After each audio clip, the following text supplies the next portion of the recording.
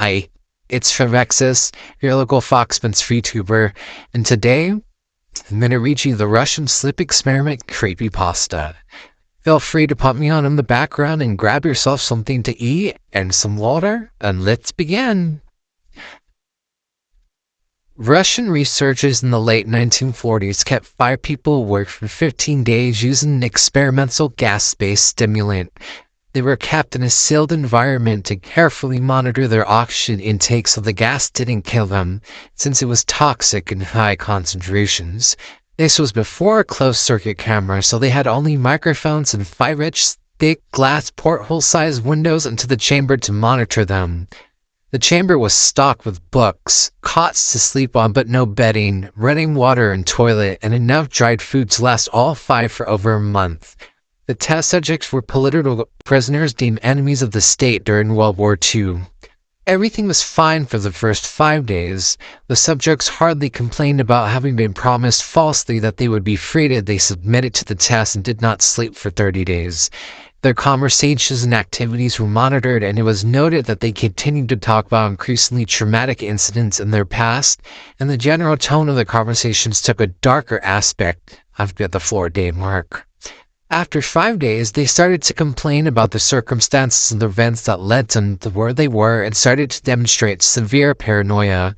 They stopped talking to each other and began alternatively whispering to the microphones and one-way mirrored portholes. Oddly, they all seemed to think they could win the trust of the experimenters by turning over their comrades, the other subjects in captivity, with them. At first, the researchers suspected this was the effect of the gas stealth. After 9 days, the first of them started screaming. He ran the length of the chamber, repeatedly yelling at the top of his lungs for 3 hours straight. He continued attempting to scream, but was only able to produce occasional squeaks. The researchers postulated that they had physically torn out his own vocal cords. The most surprising thing about the behavior is how the other captives reacted to it, or rather, didn't react to it. They continued whispering to the microphones until the second of the captives started to scream. The 2 non-screaming captives took the books apart, smeared page after page with their own feces, and pasted them calmly over the glass portholes. The screaming promptly stopped. So did the whispering to the microphones. After 3 more days passed, the researchers checked the microphones hourly to make sure they were working, since they thought it impossible that no sound could be coming from 5 people inside the chamber. The oxygen consumption in the chamber indicated that all 5 must still be alive. In fact, it was the amount of oxygen 5 people would consume at a very high of extraneous circumstance. On the morning of the 14th day, the researchers did something that they would not do to get the reaction from the captives. They used the intercom inside the chamber, hoping to provoke a response from the captives they were afraid were either dead or vegetables. They announced, "We're opening the chamber to test the microphone. Step away from the door and lie flat on the floor or you will be shot. Compliance will earn one of you your immediate freedom." To their surprise, they heard a single phrase in a calm voice response, "We no longer want to be freed."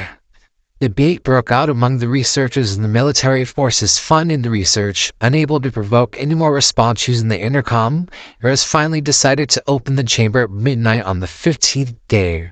The chamber was flushed of the stimulant gas and filled with fresh air, and immediately voices from the microphones began to object. 3 different voices began begging, as if pleading for the life of loved ones, to turn the gas back on. The chamber was open and soldiers sent in to retrieve the test subjects began to scream louder than ever, and so did the soldiers when they saw what was inside. 4 of the 5 subjects are still alive, although no one could rightly call the state that we're in life. The food rations past day 5 hadn't so much as been touched. There are chunks of meat from the dead test subject's thighs and chest stuffed into the drain at the center of the chamber, blocking the drain and allowing 4 inches of water to accumulate on the floor. Precisely how much of the water on the floor was actually blood was never determined. All four surviving test subjects also had large portions of muscle and skin torn away from their bodies. The destruction of flesh and exposed bone on their fingertips indicated that the wounds were self-inflicted by hand, not with teeth as the researchers initially thought. Closer examination of the position and angles of the wounds indicated that most, if not all of them, were self-inflicted. The abdominal region below the rib cage of all four test subjects had been removed. While the heart, lungs, and diaphragm remained in place, the skin and most of the muscles attached to the ribs had been ripped off, exposing the lungs beneath the rib cage. All the blood vessels and organs remained intact, till they had been taken out and laid on the floor, fanning around the eviscerated but still living bodies of the subjects. The digestive tract of all four could seem to still be working, digesting food. It quickly became apparent that what they were digesting was their own flesh that they had ripped off and eaten over the course of days. Most of the soldiers were Russian special operatives at the facility, but many still refused to return the chamber to remove the test subjects.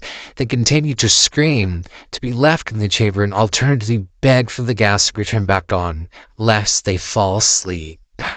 To everyone's surprise, the test subjects put up a fierce fight in the process of being removed from the chamber. One of the Russian soldiers died from having his throat ripped out. Another was gravely injured by having his testicles ripped off and an artery in his leg severed by one of the subject's teeth. Another 5 of the soldiers lost their lives, if you count ones that committed suicide in the weeks following the incident. In the struggle, one of the 4 living subjects had his spleen ruptured and he bled out almost immediately. The medical researchers attempted to sedate him, but this proved impossible. He was injected with more than 10 times the human dose of a morphine derivative and still fought like a quartered animal, breaking the ribs and arms of one doctor. When heart was seen to beat for a full 2 minutes after he had bled out to the point there was no more air in his vascular system than blood. Even after it stopped, he continued to scream and flail for another 3 minutes, struggling to attack anyone in reach, and just repeating the word more, over and over, weaker and weaker, until he finally fell silent. The surviving 3 test subjects were heavily restrained and moved to a medical facility, the 2 with intact vocal cords continuously begging for the gas, demanding to be kept awake. The most injured of the 3 was taken to the only surgical operating room that the facility had. In the process of preparing the subject to have his organs placed back within his body, it was found that he was effectively immune to the sedative they had given him to prepare him for the surgery.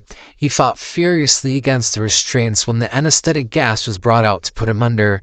He managed to tear most of the way through a 4-inch wide leather strap on one wrist, even though the weight of a 200-pound soldier was holding that wrist as well. It took only a little more anesthetic than normal to put him under. In the instant his eyelids fluttered and closed, his heart stopped. In the autopsy of the test subject that died on the operating table, it was found that his blood had tripled the normal level of oxygen.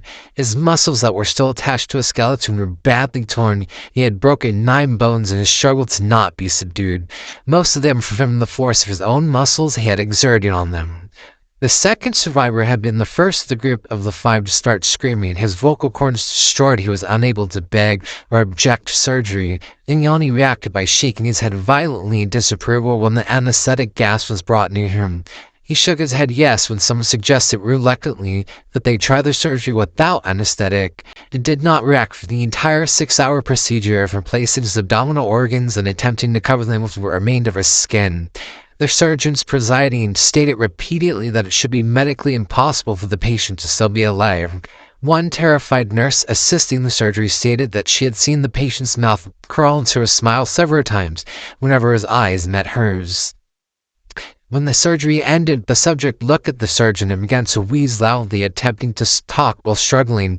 Assuming this be something drastic and of importance, the surgeon had a pen and paper fetched so the patient could write his message. It simply said, "Keep cutting." The other 2 subjects were given the same surgery, both without anesthetic as well.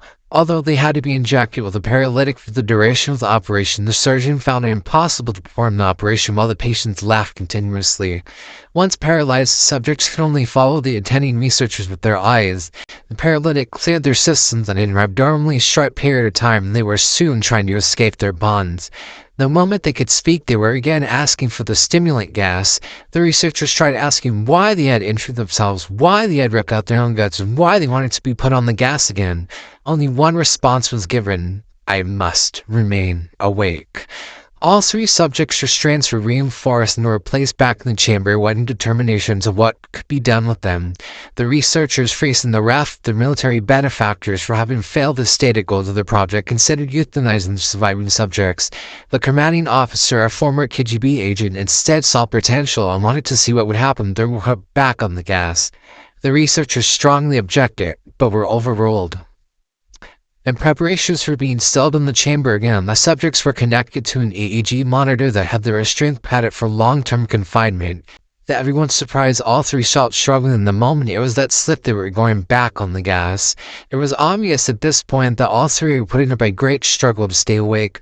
One of the subjects that could speak was humming loudly and continuously. The mute subject was straining his legs against the leather bounds with all his might, first left, then right, then left again for something to focus on. The remaining subject was holding his head over his pillow and blinking rapidly. Having been the first rewired for EEG, most of the researchers monitoring his brainwaves in surprise. They were normal most of the time, but sometimes they lied, suffering from brain death before returning to normal. As they focused on paper scrolling out in the brainwave monitor, only one nurse's eyes slipped shut at the same moment his head hit the pillow. His brainwaves immediately changed to that of a deep sleep, then flatlined for the last time as his heart simultaneously stopped. The only remaining subject that could speak started screaming to be stilled in now. His brainwaves showed the same flatness as one of the ones who had died from falling asleep.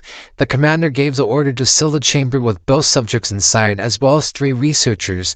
One of the named 3 immediately drew his gun and shot the commander point blank between the eyes, then turned the gun on the mute subject and blew his brains out as well. He pointed his gun at the remaining subjects, still restrained to a bed as the remaining members of the medical and research team fled the room. I won't be locked in here with these things. Not with you, he screamed as the man strapped to the table. What are you? He demanded. I must know. The subject smiled. Have you forgotten so easily? The subject asked. We are you. We are the madness that lurks within you all, begging to be free at every moment in your deepest animal mind. We are what you hide from in your beds every night. We are what you sedate into silence and paralysis when you go to the nocturnal haven we cannot tread. The researcher paused, then aimed at the subject's heart and fired. The EEG flatlined as the subject choked out. So nearly free. And that was the Russian sleep experiment Creepypasta. If you want to hear me read more Creepypastas, let me know down in the comments down below. And don't forget to like, share, and subscribe. This is Phyrexis. Bye!